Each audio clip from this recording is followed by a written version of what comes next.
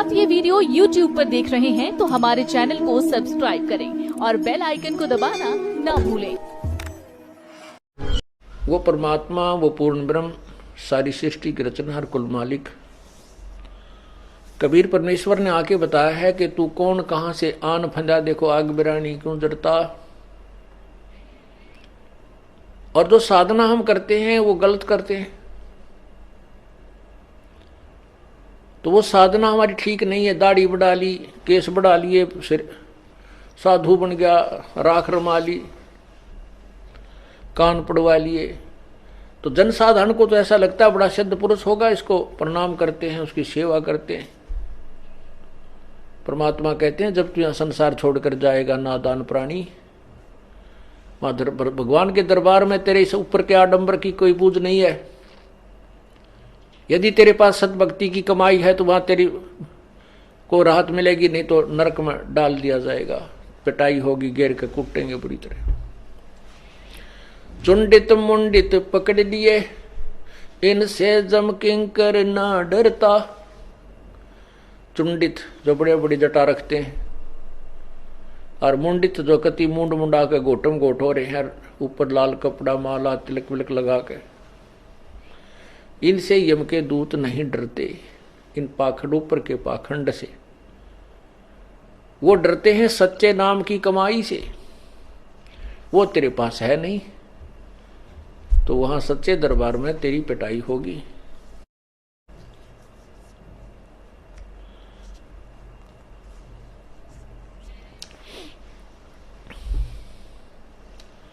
पुण्यात्माओं, उस परमात्मा की भक्ति के बिना इस जीव का कहीं ठिकाना नहीं है। क्या कहते हैं भगवान, आगे गए ना बावड़े, रहते भी सब जाही, बिन साहिब की बंदगी की ठोड़ ठिकाना नहीं। वह जो पहले चले गए वह तो वापस आए नहीं तुम्हें बताने के लिए, और रहते भी चले जाएंगे, ये सभी जा रहे हैं धीरे धीरे।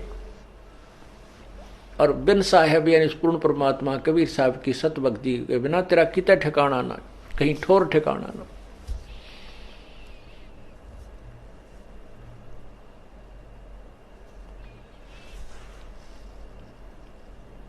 इसलिए हमने परमात्मा की भक्ति करनी चाहिए।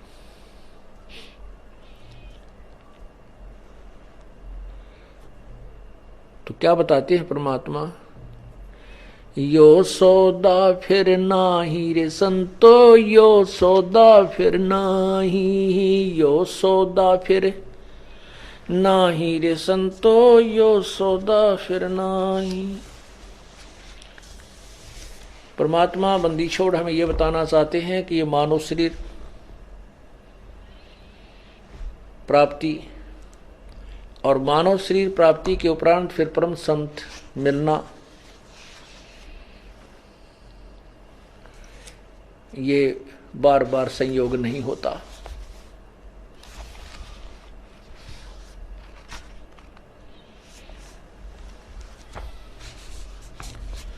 और इसका हमने लाभ उठाना चाहिए। पुण्यात्माओं, आपके ऊपर बहुत ज्यादा मेहर हुई है प्रभु की, और अब आप बहुत पुण्यकर्मी प्राणी हो जो इस सतलोक आश्रम बरवाला व क्रोथा से संबंधित हो चुके हो।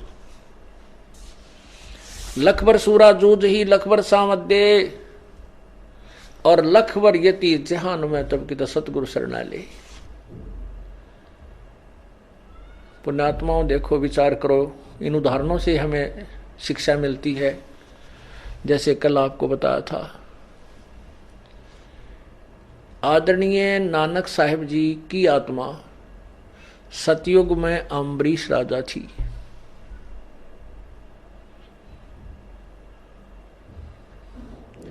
अम्बरीश राजा थे वो, और बहुत ही नेक थे, जनता बड़ी सुखी थी, स्वयं भी धार्मिक थे, जनता को भी अच्छे न्याय दिया करते थे। उसके बाद वो राजा जनक बने, सीता जी के पिता कहलाए। उस समय भी वो एक बहुत ही अच्छे प्रसिद्ध संत भी कहलाए, राज करते करते बड़े धार्मिक व्यक्ति थे। संतों को बुलाते थे, उनसे ज्ञान पूछते थे। अष्टावक्र की कहानी आपने सुनी होगी। अब कितनी अच्छी आत्माएं थी। उसके बाद अपने पुण्यों को समाप्त करके वो कितनी अच्छी आत्मा थी, और रास्ते में 12 करोड़ यम वो नरक के अंदर भोग रही, अपने कर्म भोगों को 12 करोड़ आत्माओं को छुड़वा दिया अपने पुण्य दे करके। ये दयालुता की अंत था, हद थी दयालुता की। इतने दयावान थे, लेकिन मार खाते रहे। फिर वो आगे क्या बने? नानक जी बने, जो सिख धर्म के प्रवर्तक माने जाते हैं। अब वो इतनी अच्छी आत्मा थी, और फिर इसलिए परमात्मा की शरण प्राप्त हुई उसको। फिर परमेश्वर आकर मिले और उनको सतलोक लेकर गए, अपनी वास्तविकता से परिचित करा। क्योंकि ये ज्ञान गुण से नहीं मानता प्राणी, बहुत शीघ्र से नहीं मानता। क्योंकि ज्ञान तो अज्ञान बहुत ज्यादा सुना हुआ होता है, उस अज्ञान को हम ज्ञान मानकर आरूढ़ हो चुके होते हैं। तो परमात्मा ज्ञान सुनाने की चेष्टा बहुत की। प्रभु ने सच्चाई नानक साहब को बताई, उन्होंने महसूस भी की, लेकिन अपने पुराने ज्ञान के, वो पुराना ज्ञान जो है वो आड़े आता रहा। तब परमात्मा ने उस प्यारी आत्मा को अपना गवाह बनाने के लिए, इस समय के लिए, नहीं तो किस किस को दिखाएं परमात्मा उस सतलोक को? जो कहे से नहीं मानता, देखिए पीछे भी नहीं मानेगा, उसका क्या फायदा। जैसे एक उदाहरण हुआ है कि हजरत मोहम्मद जी को भी परमात्मा कबीर जी आए थे और उनको सतलोक लेकर गए थे, वहाँ का सब व्यवस्था दिखाई थी। उनको वापस छोड़ दिया तो उस शरीर में आते ही उन्होंने फिर उस जबरील नाम के देवता के भय से, क्योंकि उन्होंने उसको बहुत तंग किया था अपना ज्ञान समझाने के लिए, उसके डर से और उन्हीं के ज्ञान को उचित मान करके परमात्मा वाले मार्ग को स्वीकार नहीं किया था, इसलिए अलग से धर्म बन गया।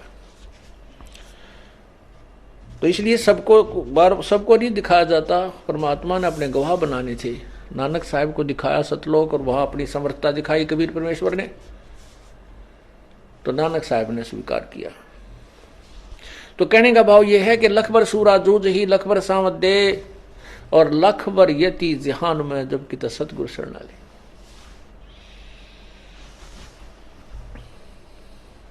जो इतनी पुण्यात्माएं होती हैं पिछले जन्म जन्मांतर की, वो आज परमात्मा के चरणों में आ रही है। आप इतनी पुण्यात्मा हो जैसे नानक जी थे। ये ना सोचना कि अब हम बहुत कमजोर, धन में वित्तीय हालत हमारी कमजोर है, कोई मजदूर है, कोई किसान है, कोई दुकानदार बोदासा है। इससे उस परमात्मा की भक्ति से इसका कोई लिंक नहीं है, कोई संबंध नहीं है। यही प्रमाण देने के लिए परमात्मा ने ऐसे उदाहरण दिए हैं। परमात्मा देखता है भक्ति के धन को। कबीरा सब जग निर्धना धनवंता ना को, धनवंता सो जानिए जिस पर राम नाम धन हो। जो अन्य धन है वो पूर्व जन्म के पुण्यों का है। वो पुण्य अपने अपने राजा बनकर या किधर सेठ बनकर, फैक्ट्रियां लगाकर, हेलीकॉप्टर लेकर के वो बर्बाद कर डाली। जो आगे की भविष्य की कमाई थी वो नहीं की, जिससे फिर निर्धन हो गया। पिछले जन्म में सेठ, वर्तमान में उसको नौकरी भी नहीं मिल रही, या छोटी सी 20-30 रुपए की नौकरी करता है, 100-200 रुपए की, 1000-2000 रुपए की। तो ये तो परिवर्तन इस काल के जाल में चलता ही रहेगा जब तक हम सतलोक नहीं जाएंगे।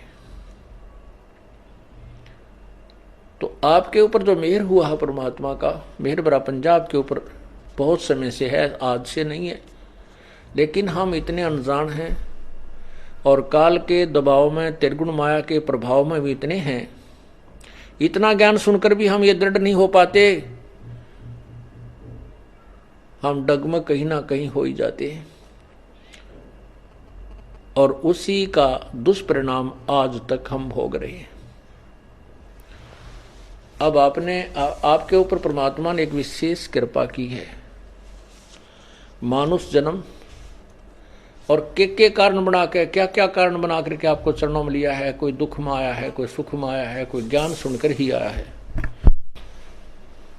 जिस कारण से भी आप यहां आए हो, कोई दुखी आया है और अब इस ज्ञान को समझ रहा है वो आकर के, क्योंकि उसको बोला जाता है कि आप सत्संग में अवश्य आओगे, अन्यथा आपका कष्ट निवारण नहीं हो पाएगा। किस लिए बुलाया जाता है सत्संग में आपको? कि आपको धनी बनाना है। आप युगों युगों के निर्धन हो चुके हो इस भक्ति मार्ग के।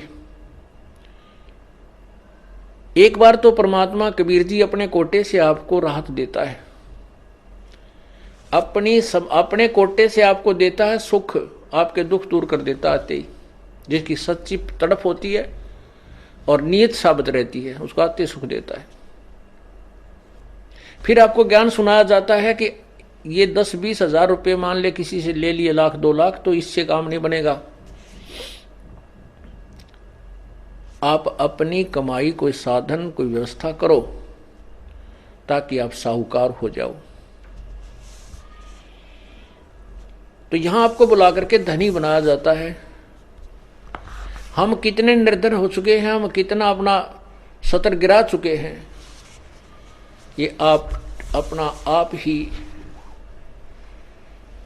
तुलना कर सकते हो, निर्णय ले सकते हो। आपको यहां आने से कितने पुण्य हो रहे हैं, आपके कितने पाप छूट चुके हैं। बीड़ी, शराब, मांस, तम्बाकू सबसे पहले छुड़वाया जाता है, जो घोर पाप का कारण है। दूसरे आपको कहा जाता है किसी की सुई भी नहीं चुरानी है, किसी से रिश्वत नहीं लेनी है, ब्याज तक नहीं लेना है। ब्याज लेने वालों के नाश हुए देखे हमने, सर्वनाश हुआ देखा उनका। बिरान माटी टक्कर मार मार कर मरे, वो पागल होकर के मरे हैं। हमारे आंखों के सामने ऐसी स्थिति देखी उन लोगों की जो ब्याज लेते थे और बहुत महंगा लेते थे। आज से 50-40 वर्ष पहले 5 रुपए सैकड़ा ब्याज। हे भगवान, आज भी नहीं है 5 रुपए सैकड़ा, किसी बैंक में भी नहीं आज तक। और फिर उस व्यक्ति की क्या दुर्गति हुई हमने आंखों देखा था। पागल हो गया, टक्कर मारा, अपनी टट्टी ने अपने मुंह पर मारा, कुआं खा ले, बुढ़ापे में बुरा हाल होकर मरा वो। तो परमात्मा यह कहते हैं कि ब्याज भी नहीं लेना हमने। इन ओछे हथकंडों से हम धनी नहीं बन सकते। धनी बनेंगे परमात्मा की रजा से। परमात्मा आपको इतना धन दे देगा आप सोच नहीं सकते। और कैसे दे देगा ये भी आप नहीं सोच सकते। कब देगा? जब आपकी नीत साबित हो जाएगी, आप में कोई दोष नहीं देखेगा, केवल उस परमात्मा से ही आपकी याचना होगी, अन्य किसी देव में आपकी आस्था नहीं रहेगी। फिर आपके घर में बरकत, आपके ऊपर आने वाली आपत्तियों को ऊपर के ऊपर टालना शुरू कर देगा। करेगा कैसे? जब हम पति भर्ता पद पर पहुंच जाएंगे। जिस पति को अपनी पत्नी पर शंका हो जाती है तो वो उनमें फिर प्रेम नहीं रहता। और जो पतिभर्ता स्त्री है, उसका पति अपने सामर्थ्य के अनुसार उसकी पूरी सुरक्षा करता है, पूरी सुविधाएं देने की चेष्टा करता है। ठीक इसी प्रकार हम आत्माएं, ठीक इसी प्रकार हम सभी आत्माएं उस एक ही परमात्मा की हैं। वो हमारा पति है, सबका मालिक है। पति मीन मालिक, स्वामी। वो हमारा पति है और हम जब तक उसमें पति भर्ता की तरह आस्था नहीं बनाएंगे तब तक वो हमारी मदद, हमारी सहायता नहीं पूरी नहीं करेगा। जब हम पति भर्ता की तरह उसके, एक पति भर्ता का अर्थ है कि जैसे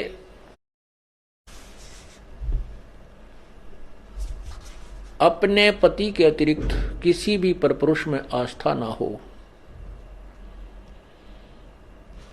चाहे कोई कितना ही खूबसूरत हो, कितना ही धनी हो,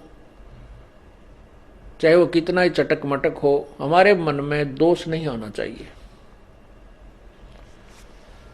और एक अपने पति पर हमने श्रद्धा रखनी चाहिए, उसमें आस्था रखनी चाहिए, तो हम पतिव्रता। पतिव्रता का अर्थ ये भी नहीं होता कि पति के अतिरिक्त सबका अनादर करे। किसी का अनादर नहीं करना। जैसे जेठ जेठानी घर में होते हैं, जेठ है, जेठानी है, देवर देवरानी है, ननंद है छोटी बड़ी, सास ससुर हैं, इन सबको यथोचित सत्कार देना पतिव्रता का प्रथम कर्तव्य है। लेकिन जो समर्पण अपने पति में होता है वो किसी में नहीं हो सकता, नहीं होना चाहिए, तो हम पतिव्रता हैं। तो उस ऐसे ही जब हम कबीर परमेश्वर के चरणों में आते हैं, हमें ज्ञान होता है, तो हम अपने परमेश्वर के अतिरिक्त किसी के से अपनी मनोकामना पूर्णा की तरफ सपने में भी नहीं सोचेंगे, तो हम पतिव्रता है। ठीक है, हमारे कोई जैसे ब्रह्मा विष्णु महेश देवता ऋषिजन संतजन कोई भी हैं, आदरणीय हैं, लेकिन पूजनीय नहीं है। जैसे पतिव्रता को अपना पति पूज्य होता है, उसी से को समर्पण करती है, तो वो समर्पण वो किसी को नहीं कर सकती, लेकिन आदर सबका करती है, वो आदरणीय है। इस भाव से जब हम प्रभु के चरणों में लगेंगे, तब परमात्मा हमारी सभी मनोकामनाएं पूर्ण करेगा, अन्यथा नहीं करेगा। जैसे परमात्मा क्या बताते हैं, ज्यों पतिव्रता पति से राती, आन पुरुष नहीं भावे, बस पीहर में सुरत प्रीतम में ऐसे ध्यान लगावे। उसके विषय में क्या बताते हैं कि जो जैसे जब पतिव्रता जमी पर और जो जो रख है धर है पाओ, और समर्थ झाड़ू देत है कदे ना काटा लग जावे। परमात्मा आपकी कैसे मदद करेगा कबीर भगवान? जब हम पतिव्रता हो जाएंगे इसके प्रति, किसी भी देवता से, किसी इष्ट से, किसी भी भूत प्रेत से या कोई झाड़े लानियों से हमारी कोई लिंक नहीं रहेगा, बिल्कुल सोचा नहीं सपने में। और फिर इस समर्थ के सहारे हम लगेंगे, तब ये हमें कितने सुख देगा। जब जो पतिव्रता जमी पर जो जो धर है पाँव, समर्थ झाड़ू देत है ना काटा लग जावे। जैसे पतिव्रता स्त्री कहते पानी को चलेगी पानी भरने के लिए, अर्थात अपने जीवन रूपी सफर में वो चलती है आत्मा, जो केवल एक इष्ट पूर्ण परमात्मा कबीर जी पर आश्रित है। उसके जीवन रूपी सफर में, जीवन रूपी रास्ते यात्रा में, यात्रा के मार्ग में वो परमात्मा समर्थ भगवान कबीर परमात्मा ऐसे झाड़ू देता है। झाड़ू मीन हमारे आने वाले जीवन में जो संकट हो, पाप कर्म रूपी कांटों को वो साफ करता रहता है कि कहीं मेरी आत्मा को पीड़ा ना लगे, कोई दुख ना हो जाए। अब आपको थोड़ा सा परमात्मा की महिमा सुनाते हैं, पतिव्रता कैसे होनी चाहिए, अर्थात हम प्रभु पर कैसे आश्रित हों। गरीबी सुकर्मी पतिव्रता सो आन उपावन मूल, एक पुरुष से परस है पतिव्रता समतूल। पतिव्रता का निष्कर्ष बताता हूं। आन उपावन मूल, बिल्कुल भी किसी और की पूजा नहीं करे, वो पतिव्रता आत्मा होती है। एक पुरुष, जैसे इसमें दोनों ही पहलुओं पर विवरण दिया है, जैसे स्त्री अपने ही पति एक ही पुरुष पर आश्रित रहे, ऐसे ही आत्मा एक पुरुष यानी एक परमात्मा पर आश्रित रहे, कबीर भगवान पर। पतिव्रत सुकर्मी सो जानिए, एक पुरुष से रात, निर्दाव निर्भरता ना दूजे से बात। है अपने मनोरथ पूर्णा के लिए वो किसी अन्य पुरुष से बात, किसी अन्य भगवान की इच्छा नहीं करती, वो पतिव्रता होती है। ग्रीवे सवाल सुखन किसको कहे, पतिव्रता सोनार, हुक्म अदूल न मेट ही सो पतिव्रता पार। देखो कितनी गहराई से बता रहे हैं, केवल यही एक लक्षण नहीं है पतिव्रता का।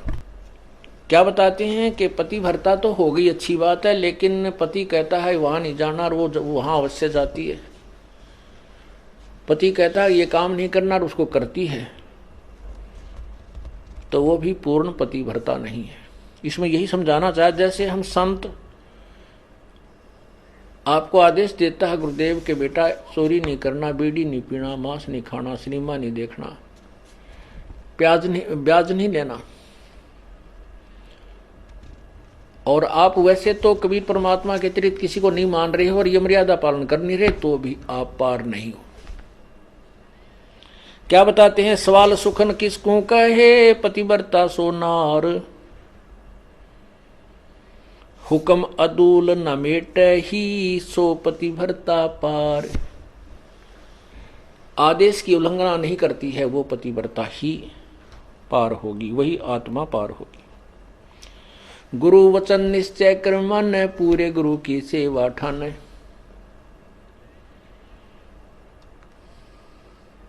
भाई जो गुरु वचन पे डट गे कट गे फंद 84 के, कट गे फंद 84 के, कट गे फंद 84 के।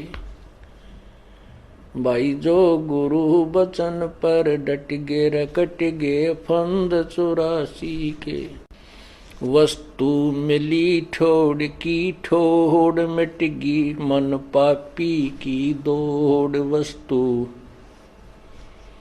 मिली ठोर की ठोर मिट गी, मन पापी की दौड़। भरम मिटे मुथरा काशी के, भरम मिटे वो मुथरा काशी के। भाई जो गुरु वचन पर डट गे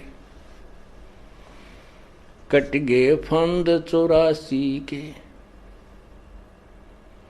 अब जो गुरु की आज्ञा का पालन करते हैं, सत्साधना करते हैं, फिर उनको वस्तु मिल जाती है जिसकी तरफ में वो घूम रहे थे।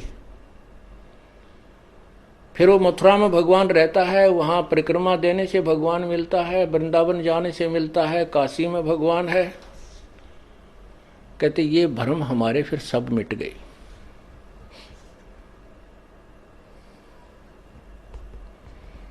उसी के ऊपर यहां कहा है, घर आंगन एक सारे है, वचन उल्लंघना होई। घर आंगन एक सार समझे, पतिव्रता अपने घर में रहे चाहे बाहर रहे, उसके आव भाव, उसका चलना बैठना उठना बोलना ऐसा ही रहे जैसे वो घर में रहती है। बाहर भी एक जैसा ही व्यवहार करे और वचन उल्लंघन ना करे। घर आंगन एक सारे है, वचन उल्लंघना होई। आन खसम से ओ लेने, पतिव्रता है सोई। आन खसम यानी और अन्य पति नहीं बनावे, उससे ओलना माने आड रखे, पतिव्रता है सोई। आन खसम से हंसत है वो चंडी चोर चुड़ैल, जिनसे क्या घर बासे है, घर में बसे घुड़ैल। अब क्या बताते हैं परमात्मा के, जैसे कोई पतिव्रता स्त्री दूसरे पुरुष के साथ मजाक करती रहती है,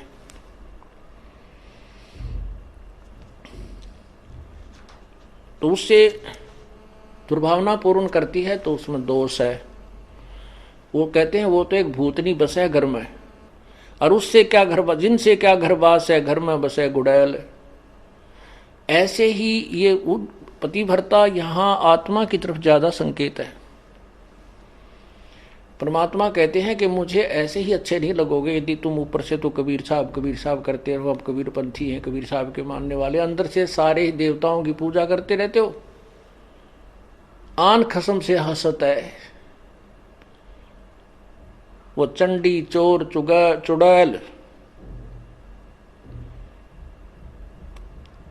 परमात्मा इतने नाराज होते हैं।